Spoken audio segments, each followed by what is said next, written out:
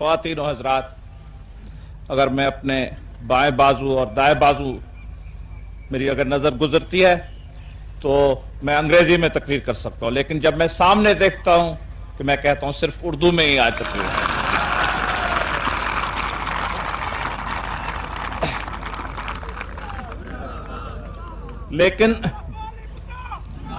لیکن یہ تقریر مختصر رہے گی، جیسے کل کی تقریر تھی۔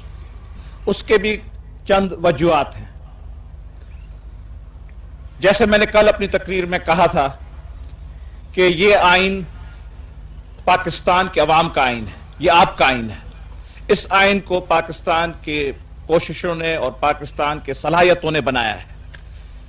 یہ آئین بڑی مدت کے بعد بنا ہے، بڑے طویل تلاش کے بعد بنا ہے، اور اس لیے اگر اس کی تعریف ہونی ہے اور خواہ اس کی گلابی ہونی ہے تو وہ تعریف صرف آپ ہی کر سکتے ہیں، اور اگر اس آئین میں کوئی کمی پیشی ہے اس کی نکتہ چینی بھی صرف پاکستان کے عوام ہی کر سکیں گے۔ اس لیے میں کوئی چیز نہیں ہوں، میں صرف قومی اسمبلی کا ایک رکن تھا، اور اس رکن کے حیثیت میں نے اپنی مکمل کوشش کی کہ اس جدوجہد میں جو پاکستان کے عوام کا جدوجہد تھا اس میں ہم کامیاب رہے۔ میں کسی صورت میں یہ دعویٰ نہیں کر سکتا ہوں کہ میرا آئین ہے، اور یہ اس قسم کا آئین میں اور میری جماعت چاہتے بھی نہیں تھے۔ ایک ذات کے، ایک فرد کے، ایک شخص کے آئین کے خلاف پاکستان کے عوام نے جدوجہد کی ہے، اور اس لیے ہماری امید ہے کہ یہ ایک مستقل آئین اور مکمل آئین رہے گا، کیونکہ یہ ایک کسی فرد کا اور شخص کا بنا ہوا آئین نہیں ہے۔ یہ ایک قومی اسمبلی جو منتخب ہوئی ہے پاکستان کے عوام کی، ان کا آئین بنایا ہوا ہے، اور صرف ایک جماعت کا نہیں، یہ صرف اکثریت جماعت کا آئین نہیں ہے، لیکن اکثریت اور اقلیت جماعتوں نے سب نے مل کر آخرکار اس آئین کی منظوری دی ہے۔ 25 برس کے بعد نامنظور کر کے آخر ہم نے منظوری دی ہے، اور یہ بڑی خوشی کی بات ہے۔ میں آپ سب کو خراج تحسین پیش کرتا ہوں، کیونکہ یہ آپ کی ایک واحد کامیابی ہے۔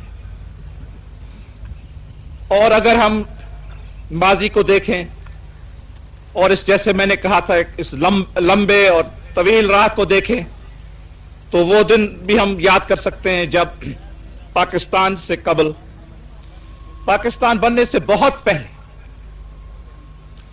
قائد اعظم محمد علی جناح سے ایک انگریزی صحافی نے پوچھا تھا، دریافت کی تھی کہ پاکستان میں کس قسم کا آئین بنے گا جب آپ کا پاکستان بنے گا، جب آپ کا پاکستان وجود میں آئے گا تو اس پاکستان میں کس قسم کا آئین بنے گا۔ تو قائد اعظم نے جواب نے انہیں فوراً ان کو جواب دیا اور کہا کہ پاکستان میں آئین بنانے میں کوئی تکلیف نہیں ہوگی، تکلیف ہوگی تو ہندوستان میں ہوگی۔ اگر آئین کوئی بنا نہ سکیں گے تو پھر کانگریس پارٹی نہیں بنا سکے گی، اور یہ سوال آپ مسلمانوں سے نہ پوچھیں، یہ سوال جا کے آپ ہندوؤں سے پوچھیں، کیونکہ جو آئین کے اصول ہے، جو مکمل ضابطہ حیات ہے، وہ ہمارے پاس موجود ہے، اور ان کے اصولوں پر ہم بڑی آسانی سے آئین بنا سکیں۔ لیکن تجربے نے اور وقت نے ہمیں کیا بتایا؟ وقت نے ہمیں یہ بتایا کہ وہاں ہندوستان میں 2-3 سال کے اندر ہندوستان کی عوام نے ایک آئین بنایا، ہندوستان کا آئین بن گیا، اور یہاں افسوس سے ہمیں وہ دن دیکھنے پڑے جب قائد اعظم ہمارے پاکستان میں، اس ملک میں، جس ملک کو انہوں نے بنایا تھا، 1 سال کے بعد ان کا انتقال ہوا، اور وہ یہ قیادت نہیں دے سکے آئین بنانے کی۔ اگر وہ ہمارے ساتھ رہتے تو اس کی قیادت میں مجھے یقین ہے کہ پاکستان میں بھی ایک وفاقی آئین، جمہوری آئین، اسلامی آئین بڑی آسانی سے بن سکتا تھا۔ اور اگر ہندوستان میں نہرو کی کوشش نہ ہوتی، نہرو کی ساتھیوں کی کوشش نہ ہوتی، تو شاید ان کو بھی ایسے دن دیکھنے پڑتے۔ لیکن وہ خوش نصیب تھے اور ان کی قیادت مضبوط تھی.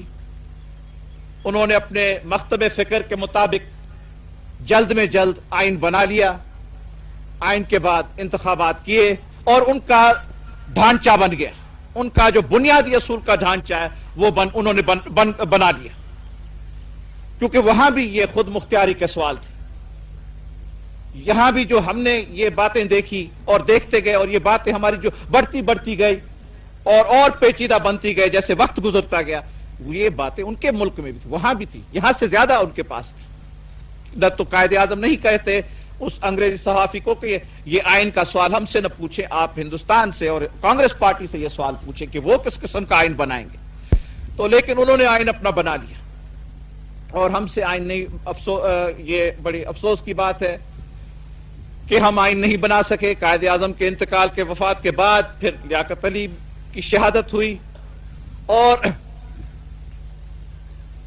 پاکستان بننے کے بعد کچھ 4 سال کے بعد دستور ساز اسمبلی نے بڑا بحث کیا، وہاں بھی بڑی باتیں ہوئی اور 4 سال کی مدت کے بعد آبجیکٹیوز ریزولوشن دستور ساز اسمبلی نے قوم کو پیش کی.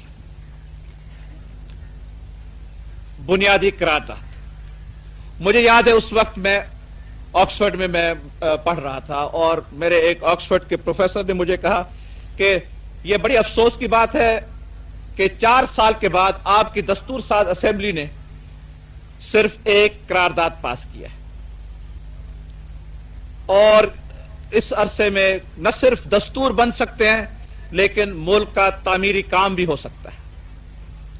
لیکن اس طریقے سے ہم نے وقت کا تقاضا نہ کیا اور پہلی کوشش ہماری ناکامیاب رہی. جب پہلی دستور ساز اسمبلی کو ایک غیر قانونی فعل سے ختم کیا گیا تھا، اس کے بعد جو دوسری دستور ساز اسمبلی آئی اس کو در حقیقت میں یہ اختیارات نہیں تھے کہ وہ ملک کو آئین دیں، لیکن اس کے باوجود انہوں نے ایک آئین دیا. تو وہ آئین بھی 2 سال کے بعد آپ نے دیکھا کہ اس کا کیا اشر ہوا. اس آئین کے بعد 62 کا آئین جو ایوب خان کے وقت میں نافذ کیا گیا تھا، اس آئین کے بنانے میں اس کمیٹی میں بھی ایک رکن تھا. اس زمانے کے وزیر خارجہ بھی اس کے ممبر تھے اور وہاں اس وقت کے لا منسٹر وہ مشرقی پاکستان کے صاحب تھے، ان کا نام ابراہیم تھا اور 2-3 اور ایسے ساتھی تھے جو اس وقت کے کابینہ کے ممبر تھے اور میں بھی اسی کمیٹی میں تھا. تو میں آپ کو بتاتا ہوں وہ آئین ہم نے کیسے بیٹھ کے بنایا. صبح کو ملتے تھے 9 بجے اور پھر 12 بجے تک کام کرتے تھے. چائے آتی تھی، چائے بھی پی لیتے تھے. بعد میں پھر چائے کے بعد کھانے کے بعد پھر ہم 5 ساتھی ملتے تھے، 5 نہیں تو 6. پھر شام کو اس کے بعد 2-3 دن کے بعد صدر مملکت کے پاس آئین لے جاتے تھے اور وہ کہتے تھے جی یہ چیز مجھے منظور نہیں ہے، اس چیز کی ترمیم ہو، اس کو یہاں کاٹو، اس کو وہاں بڑھاؤ. پھر ہم 5 ساتھی بیٹھتے تھے اور اس آئین کو ہم نے اس طریقے سے بنایا.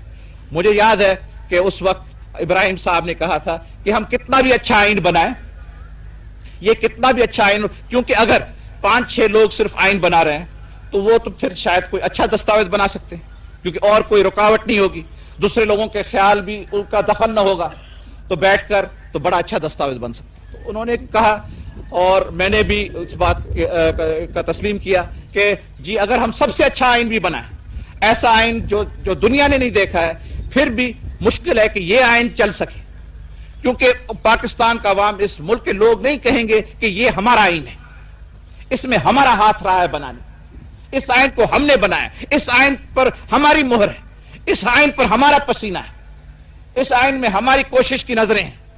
تو جب وہ اس صورت میں جب وہ ان کی چیز نہیں ہوتی، ان کی بنائی ہوئی چیز نہیں ہوتی، ایک غیر بنائی ہوئی چیز ہوتی، تو وہ کبھی نہیں اس کو کہیں گے کہ یہ ہماری ہے، اس کو کبھی تسلیم نہیں کریں گے کتنی بھی وہ اچھی چیز ہو. تو اس کا جو نتیجہ ہوا اس آئین کا وہ بھی آپ نے دیکھ لیا. اب اس جدوجہد کے بعد پاکستان کو اور نقصان برداشت کرنا پڑا. ایسے نقصان برداشت کرنے پڑے تو شاید میں نہیں سمجھتا ہوں کہ اس دنیا کی اس وقت کی تاریخ میں اور کسی مملکت نے اتنے نقصان برداشت کیے ہوگے جو پاکستان نے کی. اور اس کے بعد پھر جو ملک کا حصہ رہ گیا تھا, جو خطہ رہ گیا تھا, وہاں ہم نے یہ کام شروع کیا, آئین سازی کا کام شروع کیا. اور سپٹمبر کے ماہ میں آپ کو یاد دلانا چاہتا ہوں کہ سپٹمبر کے ماہ میں اسی عظیم شہر میں, اسی تاریخی شہر میں, اسی آپ کے اور میرے لاہور میں نے آپ کو کہا تھا کہ انشاءاللہ تعالی 23 مارچ کو ہم اس ملک کو آئین دیں گے. اس ملک کے تقدیر میں آئین ہے, ایک جمہوری اور ایک وفاقی آئین اس ملک کے تقدیر میں ہے. اور انشاءاللہ تعالی 23 مارچ کو نہیں تو 21 اپریل کو یہ قوم فخر سے کہہ سکے گی کہ 25 برس کی کوشش اور تلاش کے بعد, 25 برس کی قربانیوں کے بعد ہم نے آخر پاکستان کو آئین دیا ہے, ایک مکمل مستقل آئین ہم نے قوم کو دیا ہے جو پاکستان کے عوام کا آئین ہے. یہ میں نے آپ سے وعدہ سپٹمبر میں کیا تھا لاہور کے شہر میں. اس کے بعد جو کچھ ہوا, کشمکش جو بھی ہوئی قومی اسمبلی میں, اس پر میں اور کچھ زیادہ نہیں کہنے چاہتا ہوں. میں تقریریں کر سکتا ہوں, اور میں تقریریں اس وقت کر سکتا ہوں جب دو باتیں میرے سامنے گزرتی ہیں. ایک تو جب کس چیز کا جواب دینا پڑتا ہے, اگر کوئی الزام لگتے ہیں, اور اگر خاص کر کے جب غلط الزام لگتے ہیں, اس وقت میں لمبی تقریر کر سکتا ہوں, اس وقت کوئی مدت نہیں ہو سکتی میری تقریر کرنے کی. اور ایک وہ وقت ہے, دوسرا وہ وقت ہے جب ہمارا مکتب فکر, ہمارے اصولوں پر ہمیں لوگوں کو وہ سمجھانا پڑتا ہے, تو وہ ہم سمجھا سکتے ہیں ایک واحد اور وسیع طریقے سے کہ بھائی یہ ہمارے خیالات ہیں, یہ ہمارا نظریہ ہے, یہ ہمارا مکتب فکر ہے, یہ ہمارے اصول ہیں. اب میں کون سی تقریر کروں؟ اب میں کیسے کہہ سکتا ہوں کہ یہ بڑا اچھا آئین ہے؟ میں کیسے خراج تحسین پیش کر سکتا ہوں اس حکومت کو, کیونکہ اس حکومت نے آئین نہیں بنایا. مجھے معلوم ہے, یہ میرا ایمان ہے کہ آئین ہم نے نہیں بنایا, آئین آپ کا بنایا ہوا ہے. اس لیے میں کل تقریر نہیں کر سکتا تھا, اور آج بھی میں تقریر میں نے زیادہ کی ہے.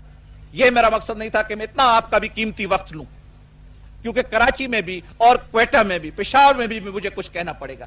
اور میں اس صورت میں, یہ مجھ میں کوئی آپ سمجھے کمزوری ہے, یہ میری اہلیت نہیں ہے کہ میں اس صورت میں تقریر نہیں کر سکتا ہوں کہ میرے زندگی میں کبھی ایسے نہ کہا کہ جی ہمیں داد دیں, ہمیں آپ کہیں واہ واہ ہم نے کچھ چیز کی ہے, کیونکہ ہم یہ چیز نہیں چاہتے. ہم نہ داد چاہتے ہیں, نہ ہم واہ واہ چاہتے ہیں. ہم ہیں خدمتگار, ہم کرتے ہیں خدمت. ہم ملک کے خاطر ہر ممکن ہر ممکن قربانی دینے والے ہیں. ہم میں قربانی کا مادہ ہے. ہم ملک کے بحران کا مقابلہ کر سکتے ہیں, ہم ملک کے دشمنوں کا مقابلہ کر سکتے ہیں, ہم ملک پر جو حملے ہوں گے پاکستان پر خدا نخواستہ ان کا مقابلہ کر سکتے ہیں. وہاں ہم بات بھی کر سکتے ہیں, ہم عملی کام بھی کر سکتے ہیں, ہر خدمت ہم سے ہو سکتی ہے. لیکن جب آپ اس مقام پر پہنچے, اس دستور کے آخری منزل پر پہنچے, ایک جدوجہد میں آپ نے اتنی ممتاز کامیابی ہوئی ہے, اس کے بعد میں کچھ زیادہ تقریر نہیں کر سکتا ہوں, اس لیے میں آپ کا زیادہ وقت نہیں لوں گا. السلام علیکم.